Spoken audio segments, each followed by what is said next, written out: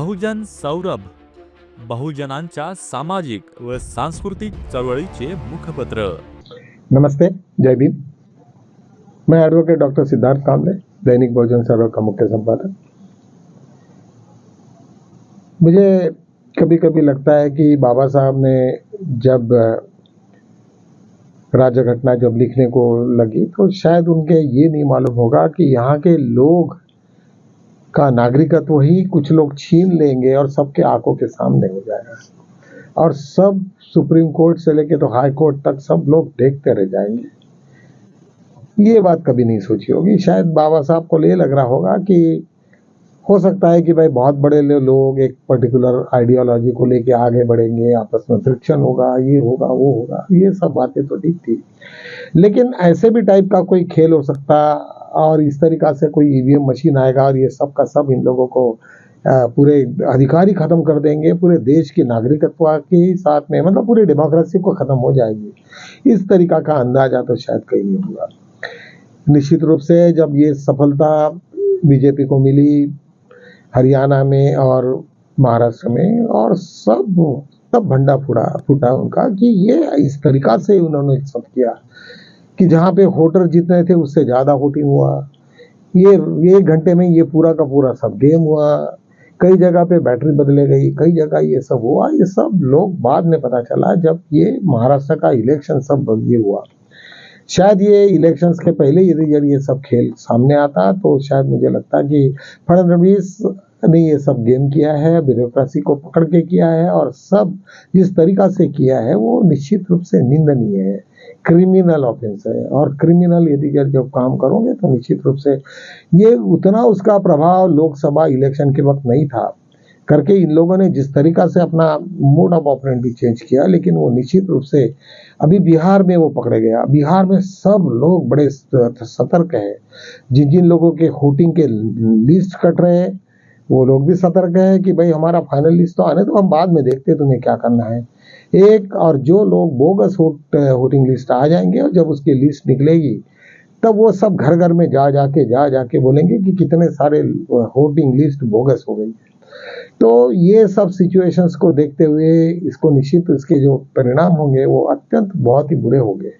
लोग जब अभी करोड़ों रुपए उसमें लगाते हैं, इलेक्शंस में इतना सारा पैसा खर्चा करते हैं, पार्टियां करती है, और ये पता चले कि यार हमें तो साला दूसरे मार्ग से इन लोगों ने हराया है, हमें तो ये उम्मीद ही नहीं थी कैसे। तो निश्चित रूप से जो लोग इलेक्शन में पार्टिसिपेट करते हैं, जो लोग अपने पूरा तन मन धन से उसमें पैसा डालते हैं, उसमें अच्छे लोग पूरे के पूरे पीछे जाते हैं और एक गुंडे लोग, बदमाश लोग उसके साथ में ये सब आगे बढ़ जाते हैं। इस तरीका से जब कारनामे होते हैं तो निश्चित रूप से इसके परिणाम आने वाले दिनों में शायद बुरे होंगे, बहुत बुरे होंगे। ये जब साउथ में पता चलेगा, अभी तो इधर में तो ठीक है, लेकिन साउथ में जब जाएंगे तो निश्चित रूप से वहाँ के लोग बहुत ज़्यादा सतर्क हैं, और ये जब सतर्क हो जाएंगे कभी ना कभी उनको ऐसी पछाड़ देंगे, ऐसी मार देंगे कि वो लोग चीफ इलेक्शन कमीशन से लेके सब लोग ये हो जाएंगे। क्योंकि गुंडागर्दी कब तक चलेगी ना, एक लिमिट होती है। जब गुंडे जब मिलते हैं तो दूसरे की तरफ के जो गुंडे हैं वो भी उसके लिए तलाश में रहते हैं कि ये भी जब मेरे को छपड़ेगा तो मैं भी देखूंगा किस तरीका से क्या करना है। और निश्चित रूप से धनखड़ जी के साथ में ऐसे ही टाइप के कुछ तो भी बातें हो गई। जब इंटरनल भी बहुत सारे क्लासेस होते हैं, सबको लगता है कि ये बदमाशी नहीं चलनी चाहिए, जिस तरीका से ये होना चाहिए हो रहा है।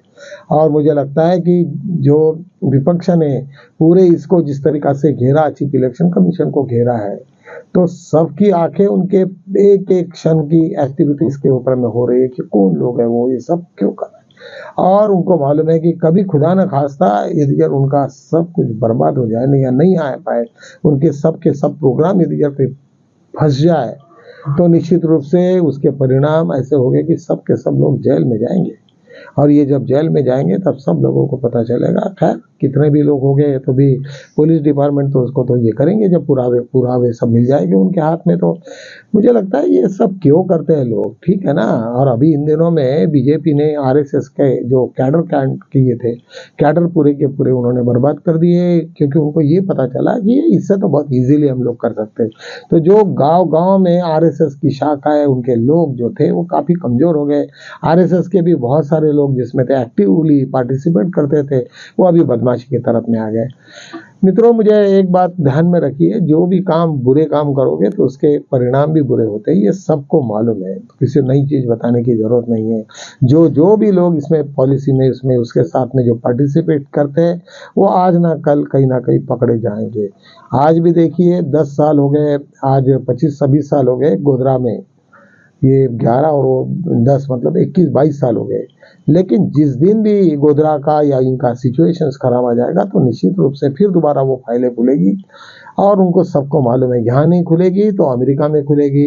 पेगासस जिस तरीका से उन लोगों ने यूज किया वो सब तुम्हें कुछ ना कोई पुरावे छोड़ देता है, और तुम्हें जब वो ये हो जाता है तो वो सताते भी है। जब तुम गुनाह कुछ करते हो, कुछ क्रिमिनल एक्टिविटीज करते हैं, तो जिस तरीका से डोनाल्ड ट्रंप उनको जैसे डांस करवाता है वैसे ही टाइप के ये सब सिचुएशंस तुमको आज देखने को मिलेंगे। कल ही हमने एक और नई चीज के ऊपर में बात की है कि वाइस प्रेसिडेंट धनखड़ जी अध्यक्ष इसके उनके बारे में कुछ अच्छा लोग नहीं कहते, लेकिन जिस तरीका से आखिरी में उनको जिस तरह भगाया गया, जिस तरीका से उनकी जो विदाई हुई वो इतनी बुरी तरीका से हो गई। और मुझे ये तक अभी कुछ वीडियो ऐसे भी है कि 2 मंत्री उनके वो मेरे मनाने गए थे कि तुम कुछ मत करो, क्योंकि हर एक को मालूम है कि इसकी बदमाशी क्या है। ये वो जब चिढ़ जाता आदमी तो मुंह खोल ही देता है, चाहे वो कितना भी हो। उसका कहीं तो भी जमीर उसको कहता कि नहीं नहीं बेटा, तुमने अभी चुप नहीं रहना चाहिए, तुमने कुछ ना कुछ बोलना चाहिए। क्या क्या कितने लोगों के मर्डर करेंगे, कितने लोगों का क्या करेंगे, कितने लोगों का नुकसान करेंगे, ऐसा कुछ नहीं होता है। ये तो सब ऐसे ही चलते रहता है करके ये सब लोगों से सीख लेनी चाहिए। और मुझे ये बताइए कि जब किसी की नागरिकत्व ही खत्म हो जाएगी, उसका वोटर लिस्ट से ही नाम खत्म हो जाएगा, तो उसकी आइडेंटिटी क्या रहेगी? वो क्यों छोड़ेगा? वो तो बोलेगा मैं कौन हूँ, मेरा कल उनको रेशन कार्ड्स ये वो सब चीजों से उसको वंचित करने में आएगा। और वो वंचित जब होगा तो वो क्यों, वो लाखों लोग जब उसमें आएंगे तो छोड़ेंगे क्या? वो इनको भी मालूम है कि मुझे इलेक्शन ये करना है, लेकिन जब इलेक्शन में खत्म करते करते जब उनका नाम ही नहीं रहेगा, उनका आधार कार्ड ही जब रिकॉग्निशन नहीं होगा, जब उसका वोटर कास्ट नहीं रहेगा, वोटर कार्ड नहीं रहेगा, उसका रेशन कार्ड नहीं आएगा, तो कैसे जिएगा वो ये देश में? उसको तो ये हो जाएगा, वो तो रास्ते पे आ जाएंगे। जब रास्ते पे आ जाएंगे तो निश्चित रूप से वो कोई छोड़ने वाले तो नहीं है। और अभी जैसे इधर में हो गया तो अभी बीजेपी भी काफी बौखलाई गई है। उनको लग रहा कि अभी राहुल गांधी को किसी भी तरीका से अपन ये करना चाहिए। तुम्हें मालूम है यशवंत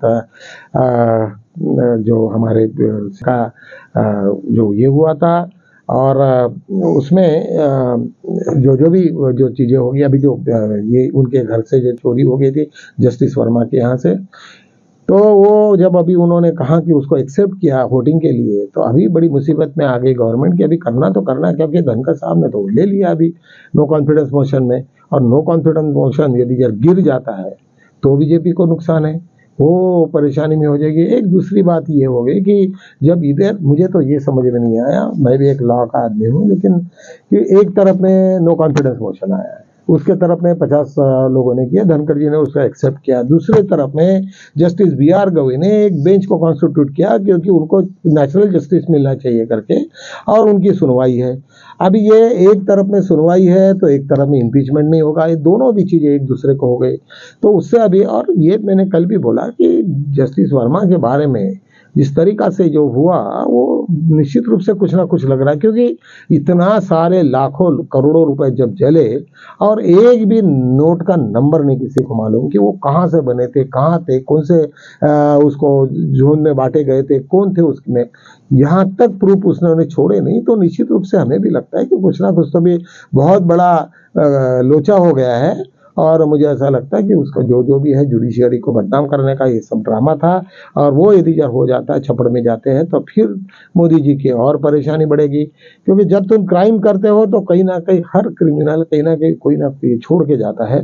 तो यहाँ तो छोड़ने का छोड़िए, ये पूरा का पूरा ही मिटा के गए, धो धा के रख दिए। तो ऐसे टाइप की जब भी कोई सिचुएशन आ जाती है तो निश्चित रूप से उसके परिणाम बहुत बुरे होते हैं। महाराष्ट्र में एक मनसे का आपको मालूम है कि उन लोगों ने कहा कि जो भी गुजराती वोट रहेंगे उसको हम तोड़ेंगे, और कुछ लोगों से तोड़ना भी चालू किया। मित्रों, ये बहुत ही बेकार सिचुएशन पैदा कर दी है कांग्रेस, ये बीजेपी ने, क्योंकि गुजराती लॉबी इतनी हावी हो गई, इतने क्रिमिनल इसमें। तो निश्चित रूप से जब महाराष्ट्र में इस तरीका से खेमा किया तो वो तो बदला तो निकालेंगे, उनको तो लगता है कि साले हमारे मुंह का निवाला किसने छीन लिया है, तो निश्चित रूप से उसके परिणाम तो बहुत बुरे भुगतने पड़ेंगे। आज और एक बड़ी इंपॉर्टेंट न्यूज़ सामने में आए कि लाडली बहन योजना के तहत जिन लोगों ने पूरी की पूरा इलेक्शन जीता गया, जो उसको मुद्दे में रखा है, तो हमारे शिंदे जी साहब ने कहा कि वो बंद कर किए जा रही है। मतलब इलेक्शन हो गया तो बंद करो, इलेक्शन के पहले बहुत कुछ चालू करो, तो इससे तो मार खाएंगे वो लोग।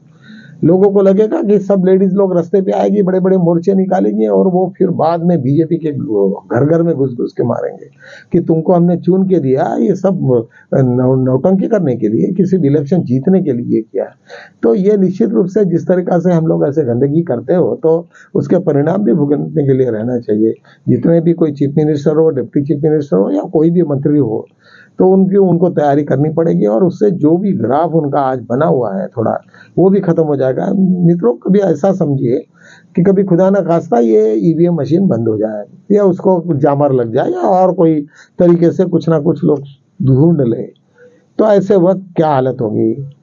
तो निश्चित रूप से मुझे ऐसा लगता है कि ऐसे सिचुएशन में बीजेपी एकदम बैकफुट पे आएंगी, जमानत जब्त होगी, 50-20 लोग चुन के नहीं आएंगे और चुन चुन के इनको मारा जाएगा मतलब वो सब जेल में भेज देंगे सब लोगों को, जिन जिन लोगों ने ये सब धंधा किया।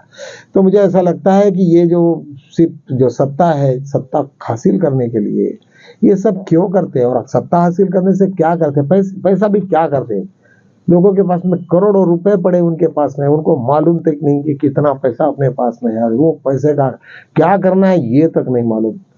बहुत बार पहले पुराने जमाने में लोग सुन्ना गाड़ के रखते थे जमीन में, और जब कोई युद्ध विद्ध हो जाता तो भाग जाते थे, सब छोड़ के चले जाते थे। ऐसे ही है, जब भी कभी ऐसा कुछ सिचुएशन आएगा तो ये देश भी छोड़ के भाग जाएंगे, क्योंकि हर आदमी जेल में जाने से डरता है। और ऐसे ये लोग हैं जिसमें पड़े हुए, कभी उन्होंने मार नहीं खाया, कभी मेहनत के काम नहीं किए, तो निश्चित रूप से वो डर के मारे उनके क्या हाल हो गए ये तो मुझे वक्त ही बताएगा, उसके ऊपर में भाष्य करना भी बराबर नहीं है।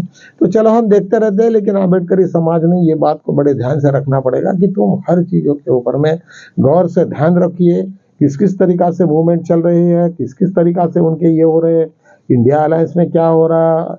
और ये भी पता चला कि इंडिया अलायंस के भी लोग डिप्टी स्पीकर का इलेक्शंस लड़ाने के चक्कर में हैं, क्योंकि उनका भी एक दावा रहता है कि जब तुम प्रेसिडेंट का इलेक्शन तुम सत्ता है तो बगैर सत्ता के लोगों ने, विरोधी पक्ष ने डिप्टी स्पीकर होना चाहिए। इसके ऊपर भी काफ़ी पिछले वक्त बहस हो गई। ऐसा कुछ सिचुएशन आ जाता है तो निश्चित रूप से मुझे लगता है कि बहुत डरावना एक सिचुएशन बनेगा और बीजेपी को बहुत नुकसान होगा। वैसे भी मोदी जी का भी ग्राफ आपको मालूम है वो कहाँ है। तो चलो इन्हीं शब्दों के साथ में यही विराम लेते, कल मिलेंगे हम लोग, तब तक के लिए जय भीम।